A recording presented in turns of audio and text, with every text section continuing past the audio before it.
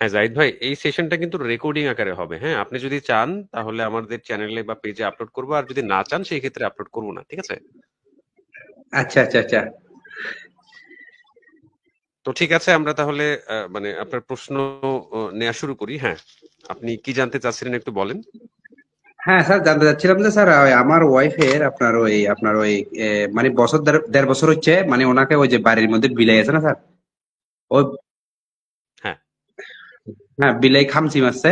তো ওনাকে 5টা কি 6টা ইনজেকশন দেওয়া হয়েছে, মানে ফুল ডোজ দেওয়া হয়েছে আর কি, 5টাই। হ্যাঁ। তো আচ্ছা আচ্ছা। এখন স্যার কালকে কালকে সন্ধ্যার সময় উনি এমনি এমনি বাসার মধ্যে ছিল, তখন আবার একটা খামচা দিছে। তো দেওয়ার সাথে স্যার ওই হাতের মধ্যে স্যার ব্লাড গেছে আর কি, ব্লাড, বুঝছেন?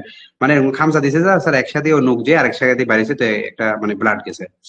তো এখন ব্লাড যাওয়ার পরে এখন স্যার ওনার এখন দেড় বছর হয়েছে। এখন পরামর্শ করছে ওখানে কার সাথে, উনি বলতেছে যে লাগবে না, 5 বছর পর্যন্ত মানে প্রয়োজন নাই, এটা বলছে। এখন আমি একটু স্যার কনফিউজ আছি আর কি স্যার। বুঝতে পারছি।